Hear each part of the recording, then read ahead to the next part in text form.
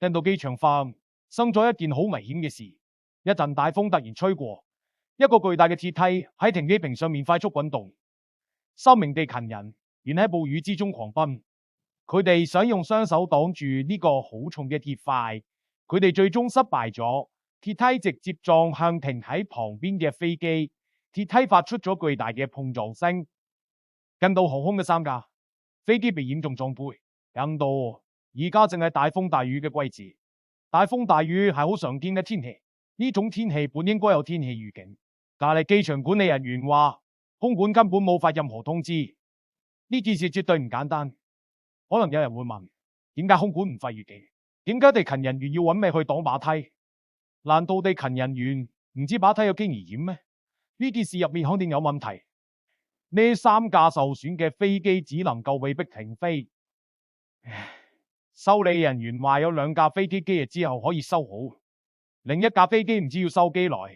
航空公司損失咗好多錢，但係印度航空公司到而家都唔敢公開回應。印度航空公司喺呢個時候選擇咗閉嘴，呢種做法實在太反常啦。普通嘅觀眾可能覺得呢個只係一場意外，但係我判斷呢個唔係意外，呢個係一場人為製造嘅災難。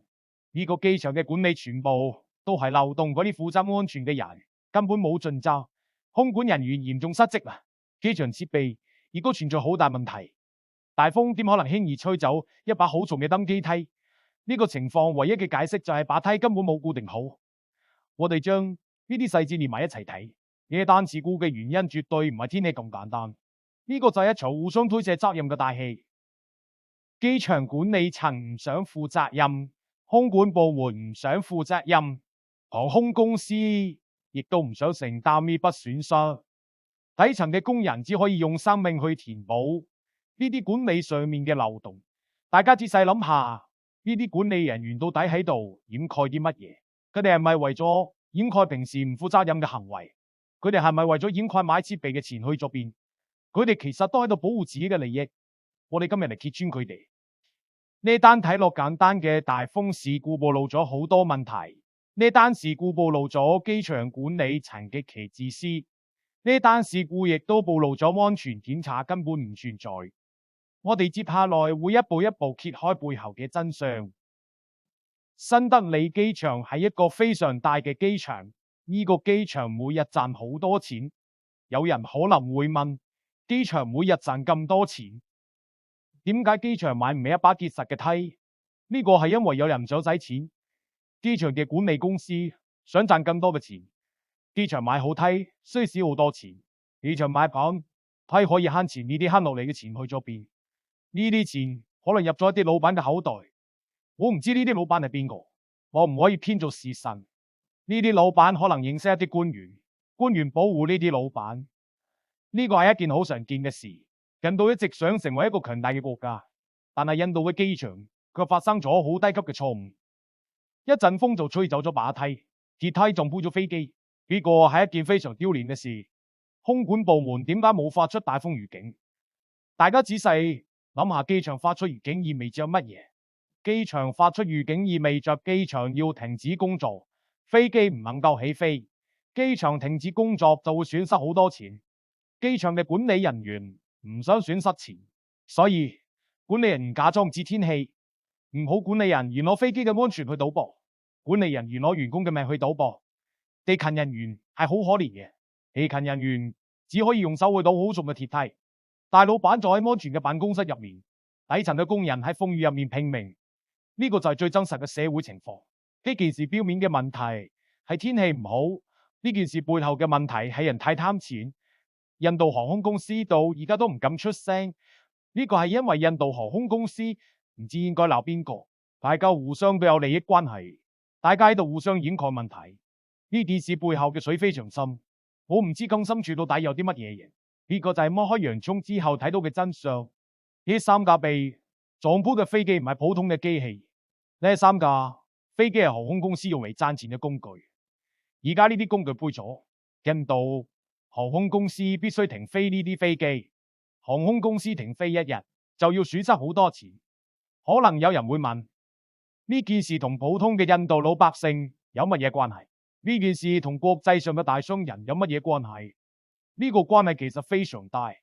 航空公司修理飛機需要進口零件，印度自己做唔出呢啲高級零件，印度公司必須攞印度嘅錢去揾外國嘅錢，印度公司用外國嘅錢去買零件，呢筆錢絕對唔係一個小數目，大量嘅錢揾嚟揾，佢一定會影響匯率，印度嘅錢可能會變得咁唔值錢。我哋將呢種複雜嘅金融數據翻譯成大白話，呢個就係印度嘅錢貶值啦。呢個只係損失嘅第一步，大家再往深處諗，國際上嗰啲專門炒股嘅人都盯住呢啲新聞，呢啲炒股嘅人專門靠別人嘅災難賺錢。呢啲人見到印度機場管理咁混亂，呢啲人見到印度航空公司嘅飛機杯咗，佢哋就會喺股票市場大量賣出印度航空相關嘅股票。佢哋呢種做法叫金融收割，佢哋用大白話嚟講就係趁火打劫。佢哋將印度嘅資產價夾硬壓落嚟，然後佢哋再用平價將資產買走。一把冇放好嘅梯人發咗連鎖反應，鐵梯撞破咗飛機，飛機停飛導致航空公司虧錢。航空公司買零件令到印度嘅錢貶值，外國嘅老闆們趁機喺股市賺大錢，底層嘅工人喺大雨之中拼命，印度國內嘅真實財富卻喺度飛速流失。呢個就係一筆非常殘酷嘅經濟賬，呢個嘢都係最高級嘅金融收割邏輯。一場大風吹走嘅根本唔單止係一把梯，呢場大風吹走嘅係印度航空公司嘅利潤，呢場大風吹走嘅係普通老百姓嘅財富。我唔知最終呢筆賬會算喺邊個頭上，但係我確信大老闆絕對唔會虧錢。大家仔細諗下呢件事，呢件事嘅棋盤上面有好多玩噶。印度航空公司係第一個玩噶，印度航空公司而家非常頭痛。印度航空公司嘅飛機賠咗，印度航空公司送喺新德里機場賠錢。